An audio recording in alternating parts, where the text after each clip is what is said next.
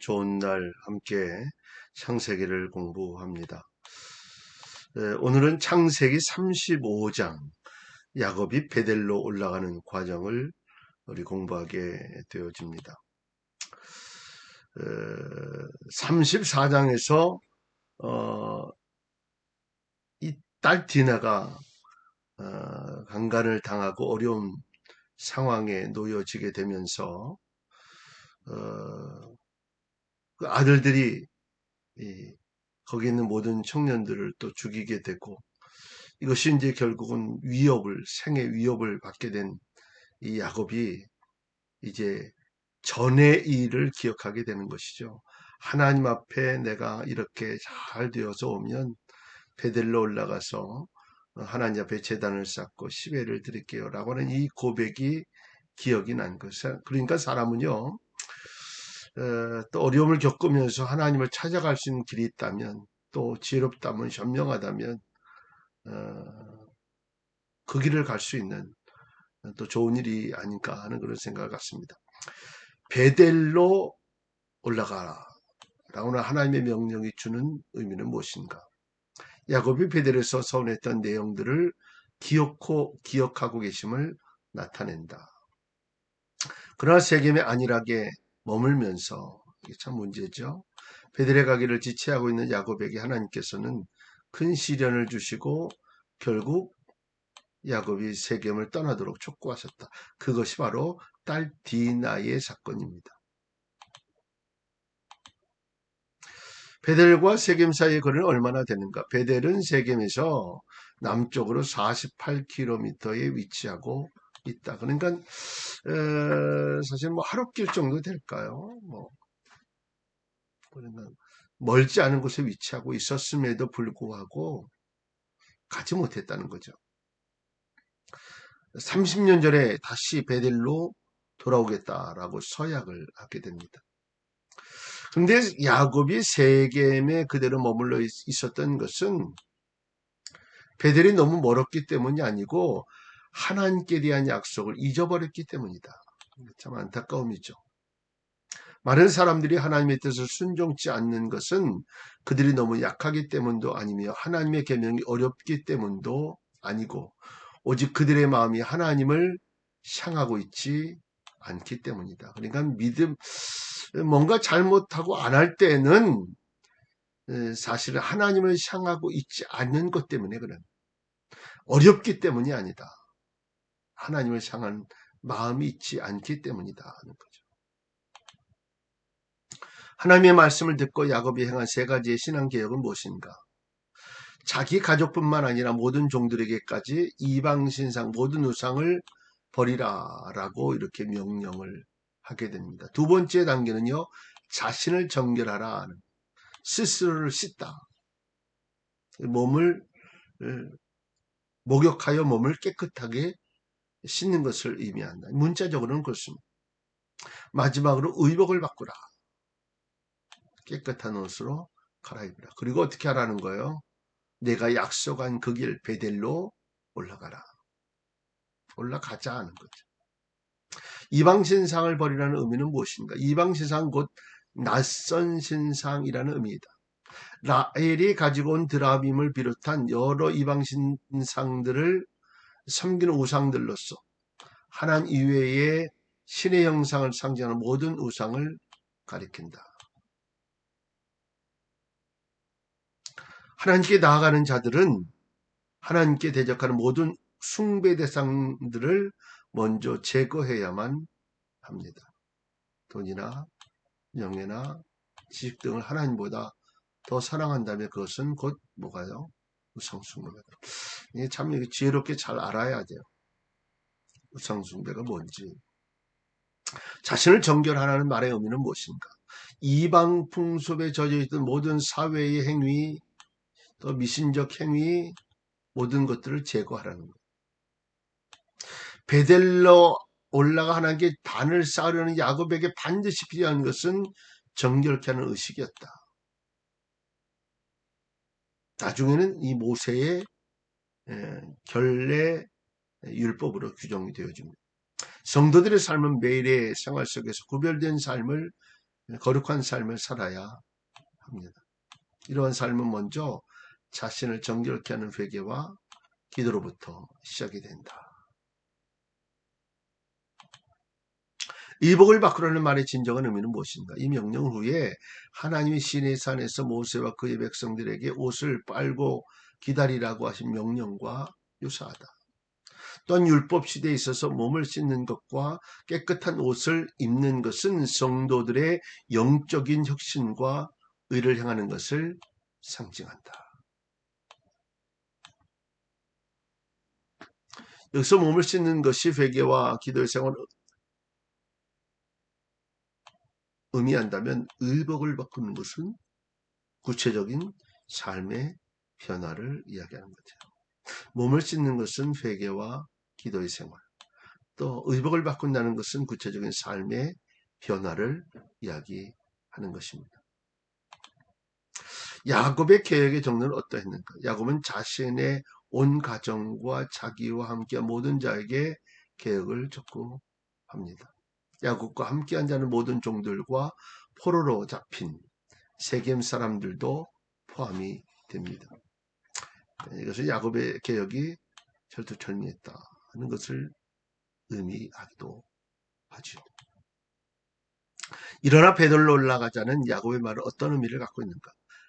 야곱의 소원을 성취해 주신 하나님께 돌아가자. 이것은 야곱이 베델에 나타나셨던 여호와를 비로소 기억하고 그 당시 자신이 서원했던 기도를 생각하고 서둘러 베델로 향하여 출발하고자 했다. 하나님과의 약속을 하나님 앞에 서원했던 것을 꼭 지켜야 돼.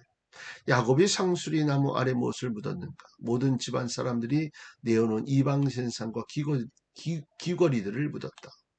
불살라 버리거나 파괴하지 못하고 상수리 나무 아래 묻어야 할 만큼 상당히 많은 분량이었다는 것. 이 사실은 세겜에서 살던 당시 야곱의 가정에 우상숭배가 얼마나 심각하게 번져 있는가를 잘 나타내. 그러니까요, 신앙 안에 믿음 안에 교회 안에 사는 게 중요하지. 세상에 나가서 누릴 수 있는 모든 것들은 나중에 결국은 심각한 삶의 형태로 나타난다. 결국 내 인생을 바꿔놓고 말죠. 야곱이 베델에 도착하여 단을 쌓은 것은 무엇을 의미하는가? 30여 년 전에 야곱이 여호와께 서원한 약속을 지킨 사건. 지켜야 돼. 야곱은 그때의 약속을 따라 지금까지 자기를 지켜주시고 인도하여 주신 하나님께 감사하는 마음을 가지고 단을 쌓았다. 엘베델의 의미를 말하라. 야곱이 하나님께 서원한 대로 이곳 베델로 다시 돌아와 단을 쌓고 그 이름을 엘베델, 다시 돌아왔다. 이 말은 베델의 하나님이라는 뜻입니다. 그러나 베델 전체를 하나님의 성별된 장소로 부른 것이 아니라 제단을 쌓은 것을 엘베델이다 이렇게 표현한 것이죠.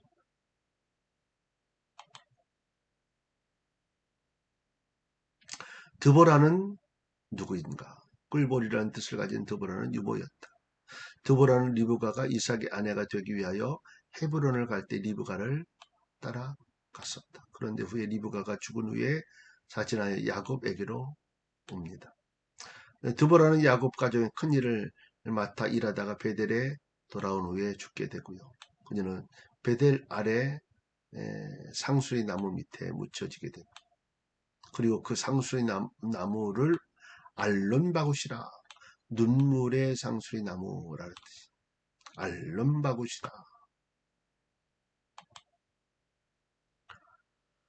야곱이 베델에 돌아온 후에 여호와께 받은 축복의 내용은 무엇인가? 하나님께서는 야곱이 이스라엘이라는 이름으로 불릴 것이라고 약복강가에서 축복을 재확인하셨다. 생육하고 번성하여져서 많은 국민과 왕들이 야곱의 어리에서 나올 것이라는 선민의 축복도 재확인하셨다. 아브라함과 이삭에게 약속한 가나안을 야곱과 그 후손에게 주겠다는 약속의 땅에 대한 언약도 다시금 확실하게 해주셨다. 언제? 베델로 돌아온 후에 나는 전능한 하나님이니라 는 의미는 무엇인가? 아브라함에게 능력으로 아들을 주신 하나님께서 지금도 야곱과 함께 하시면서 이미 약속한 언약을 그를 통해 성취하시겠다는 의미이다. 즉 하나님께서 족장들에게 하신 약속은 반드시 이루어 주실 것이라는 뜻이고 후에 메시아의 탄생으로 하나님의 신실성은 입증이 된다. 전능한 하나님께서는 지금도 모든 성도들과의 약속을 신실히 성취해 나고 계신다. 이 사실을 잊지 않기를 바랍니다. 국민과 많은 국민이 내게서 나고 라고 하는 말은 구체적으로 무엇을 가리키는가? 야곱의 후손을 통한 이스라엘이 번성할 것이다. 그러나 영적인 의미에서는 메시아를 통한 복음으로 구원 얻는 백성의 수가 증가될 것이다. 라고 하는 그런 의미도 있습니다. 왕들이 내 허리에서 나온다는 말의 의미는 무엇인가? 역사적 사실을 통해 다윗과 솔로몬 같은 위대한 왕들이 야곱의 후손에서 나오게 되죠. 한편 영적인 의미에서는 메시아가 만왕의 왕으로 오실 것을 예표 하기도 하는 것입니다. 하나님을 만난 후에 야곱은 무엇을 행했는가? 하나님을 만난 축복의 말씀을 들은 야곱은요, 그 장소에 돌기둥을 세우고 전제물과 기름을 부어 하나님께 경배했다. 제사했다는 거죠. 전제란 포도주를 부어 바치는 제사를 말하며 그 제물은 보통 포도주 약 5홉 정도가 된다. 이처럼 야곱이 축복을 받고 제사의식을 행한 것은 자기를 축복하신 하나님께 또한 온전히 헌신하겠다는 신앙의 고백이기도 하다. 에브랏에 대하여 설명하라. 에브랏은 시브리어로 수확이 풍성하다는 뜻을 가지는데 베들레헴의 옛 이름이다. 베들레헴의 옛 이름이다. 베들레헴은 떡집이라는 뜻을 가지고 있죠. 이 성읍은 예루살렘 남쪽 11km 지점에 위치하며 다윗과 예수 그리스도가 탄생하신 곳으로 유명하다. 또한 여기서 라헬이 베냐민을 난산 후에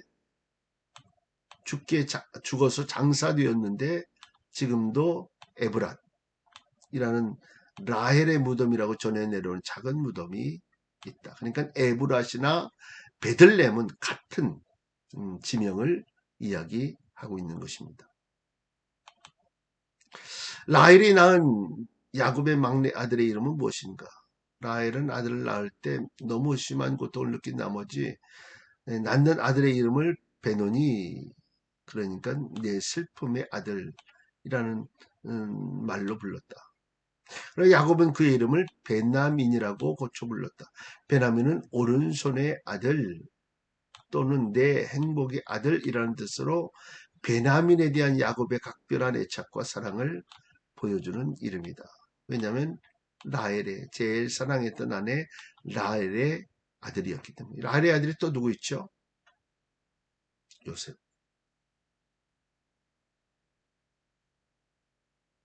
요셉과 베냐민.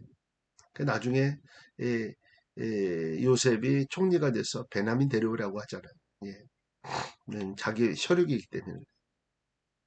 지금까지 라헬의 묘비라 일컫더라는 지금까지의 말의 의미는 무엇인가?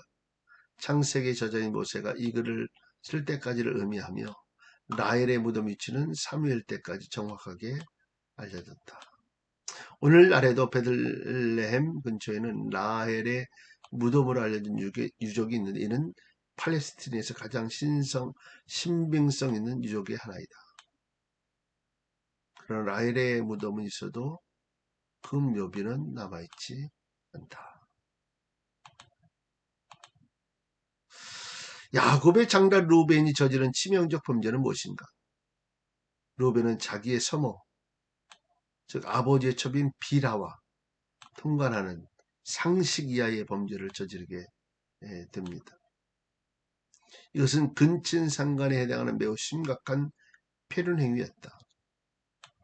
모세율법에서는 관계한 두 남녀를 모두 죽이도록 엄히 규정하고 있다.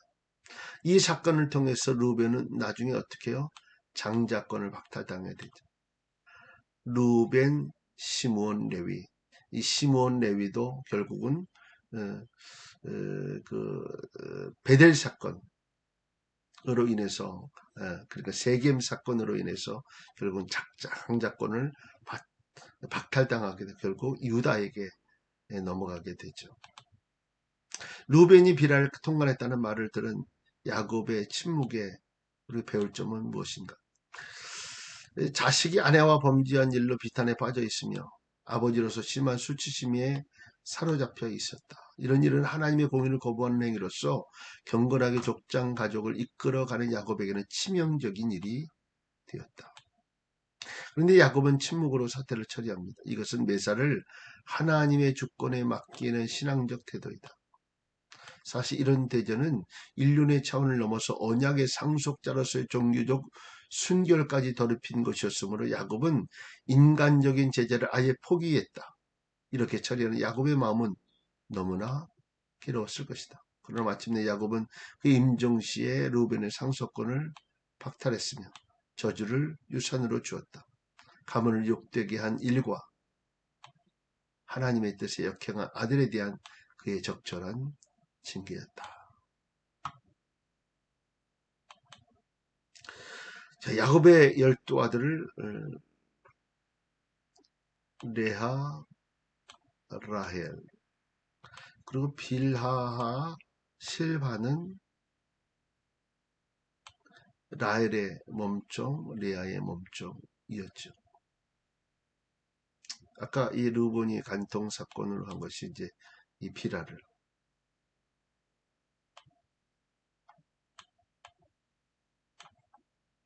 시함으로.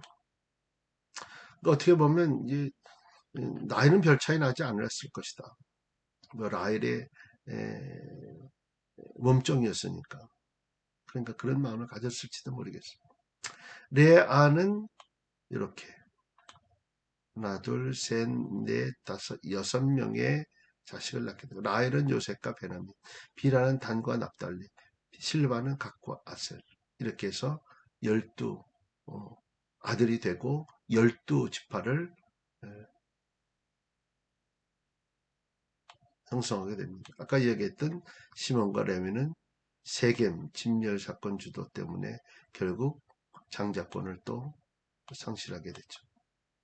자, 유다는 메시아의 직계조상이 되어주고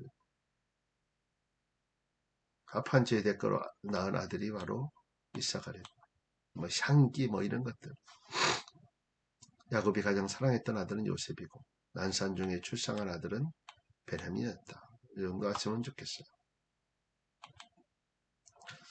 이삭의 죽음과 장래에 대하여 말하라. 이삭은 기랏 아르바, 아브라함이 우거하던 곳에 헤브론에서 죽게 됩니다. 그러나 아브라함처럼 나이 많고 기운이 지나여 죽었으며 죽을 때의 나이는 180세였다.